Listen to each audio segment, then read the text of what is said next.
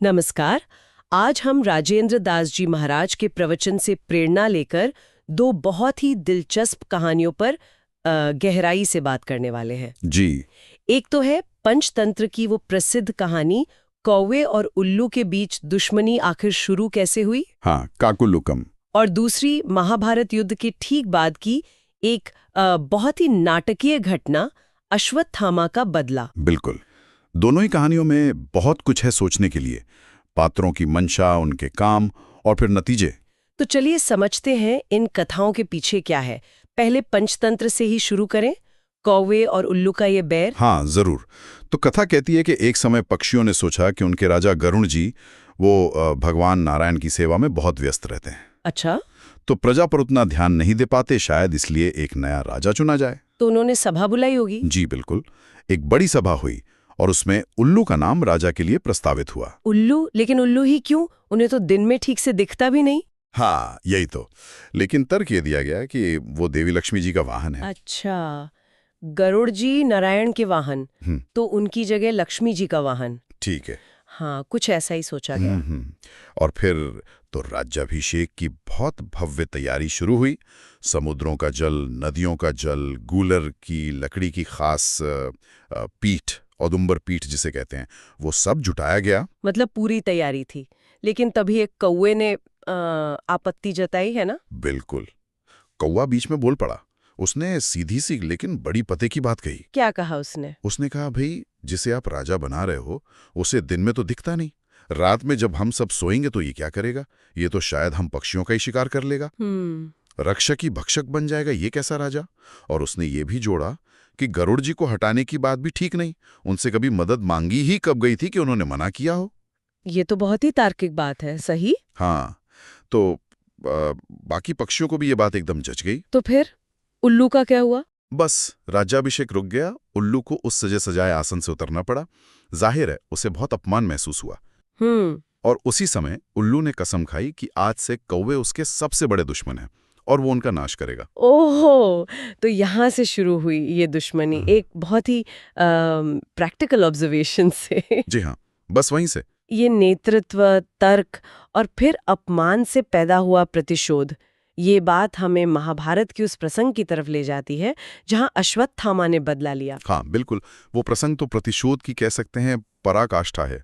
युद्ध खत्म हो चुका था, पांडव जीत चुके थे। लेकिन कृष्ण ने उन्हें रात में शिविर में सोने नहीं दिया था, सही? हाँ, सुरक्षा कारणों से श्री कृष्ण ने उन्हें रात के लिए शिविर से हटा दिया था और शिविर की रक्षा का भार सौंपा था स्वयं भगवान शिव को। शिव जी को? हाँ, वो एक अवधूत, एक साधु के वेश में द्वार पर पहरा दे रहे थे। अच्छा। फिर अश्वत्थामा रात में पहुंचा, कृपाचार्य और कृतवर्मा के साथ। जी, तो फिर शिव जी ने, जो रक्षक थे, उन्होंने अश्वत्थामा को रोका क्यों नहीं?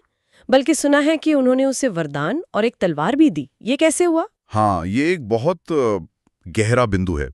प्रवचन के अनुसार शिव जी तो त्रिकालदर्शी हैं। वो जानते थे कि शिविर में जो पांचाल वीर सो रहे हैं, जैसे द्रौपदी के 5 पुत्र, धृष्टद्युम्न वगैरह, उनकी आयु अब पूरी हो चुकी है। अच्छा। और उनका अंत अश्वत्थामा के हाथों ही लिखा है। कृष्ण ने प्रलय के देवता शिव को ही रक्षा के लिए क्यों चुना, ये शायद इसी तरफ इशारा था। शिव जी ये भी जानते थे कि ये ईश्वरीय विधान है और ये भी कि अश्वत्थामा स्वयं शिव का ही अंश अवतार माना जाता है। ओह, तो उन्होंने विधान में हस्तक्षेप नहीं किया? यूं समझिए, उन्होंने उसे रोका नहीं। ये तो नियति और कर्म का बड़ा ही जटिल सवाल है। खैर, तो अश्वत्थामा ने अंदर जाकर क्या किया? उसने बहुत ही क्रूर काम किया। सोते हुए द्रौपदी के 5 पुत्रों को उसने पांडव समझकर मार डाला। ओह। फिर उसने धृष्टद्युम्न को जगाया। धृष्टद्युम्न ने कहा कि मुझे योद्धा की तरह शस्त्रों से मारो, पर अश्वत्थामा ने मना कर दिया और पशु की तरह उसका गला घोंटकर उसे मार डाला। कितना भयानक! और फिर बाहर आकर उसने कृपाचार्य और कृतवर्मा को आदेश दिया कि शिविर में आग लगा दो। उन्होंने सेनापति की आज्ञा मानकर वैसा ही किया। हे भगवान, इस नरसंहार के बाद क्या हुआ? पांडवों को पता चला होगा सुबह। हाँ बिल्कुल, हाहाकार मच गया। अर्जुन ने प्रतिज्ञा ली और अश्वत्थामा का पीछा किया। फिर युद्ध हुआ होगा। हाँ, भयंकर युद्ध हुआ। दोनों ने अपने अपने ब्रह्मास्त्र चला दिए। सृष्टि पर संकट आ गया।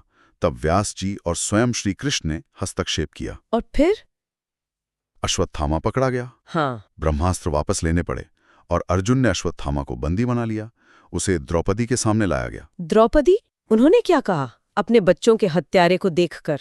यहीं पर द्रौपदी का चरित्र देखिए। उन्होंने कहा, ये ब्राह्मण है, ये हमारे गुरु द्रोणाचार्य का पुत्र है, इसे छोड़ दो। छोड़ दो? हाँ, उन्होंने कहा, जैसे मैं आज अपने पुत्रों के लिए रो रही हूं, मैं नहीं चाहती कि इसकी माँ, माता कृपी, भी इसी तरह पुत्र शोक में रोएं। इसे मुक्त कर दो। अद्भुत! ये तो करुणा की पराकाष्ठा है। बिल्कुल। लेकिन सजा तो मिलनी थी, तो अर्जुन ने अश्वत्थामा के माथे पर जो जन्म से मणि थी उसे निकाल लिया। हाँ, सुना है वो मणि उसे तेज और शक्ति देती थी। जी, मणि निकालने से वो श्रीहीन हो गया, तेजहीन हो गया और उसे अपमानित करके छोड़ दिया गया। यह अपमान मृत्यु से भी बढ़कर था शायद। और युधिष्ठिर? उन पर क्या बीती ये सब देखकर? युधिष्ठिर तो धर्मराज थे। वो इस जीत के बाद भी बहुत दुखी हुए। उन्हें लगा कि इस राज्य के लिए उन्होंने अपने ही कुल, गुरु, भाई बंधुओं की हत्या का पाप किया है। वो गहरे शोक और ग्लानि में डूब गए। युद्ध का अंत भी कितना त्रासद रहा। हाँ, और दूसरी तरफ देखिए, कुंती ने श्री कृष्ण से क्या वरदान मांगा। उन्होंने मांगा कि हे कृष्ण, मुझ पर विपत्तियां आती रहें। विपत्तियां? वो क्यों? ताकि विपत्ति में तुम्हारा स्मरण बना रहे, तुम्हारा दर्शन होता रहे, क्योंकि आपका दर्शन ही जन्म मृत्यु के चक्र से मुक्ति दिलाता है।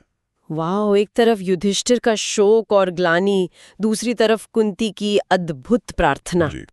तो आज हमने देखा कि कैसे पंचतंत्र की एक कहानी पीढ़ियों की दुश्मनी की जड़ बताती है और महाभारत का ये प्रसंग धर्म, कर्म, भाग्य, बदला और क्षमा की कितनी जटिल परतें खोलता है। बिल्कुल। और ये हमें सोचने पर मजबूर करता है कि पूर्वनियत भाग्य, जैसा शायद शिवजी ने समझा, और व्यक्ति के अपने कर्म, जैसे अश्वत्थामा के कर्म थे, और उनके नैतिक परिणाम, इनके बीच आखिर रिश्ता क्या है? खासकर युद्ध जैसी भयानक परिस्थितियों में। हाँ, जहाँ सही और गलत की रेखा बहुत धुंधली हो जाती है।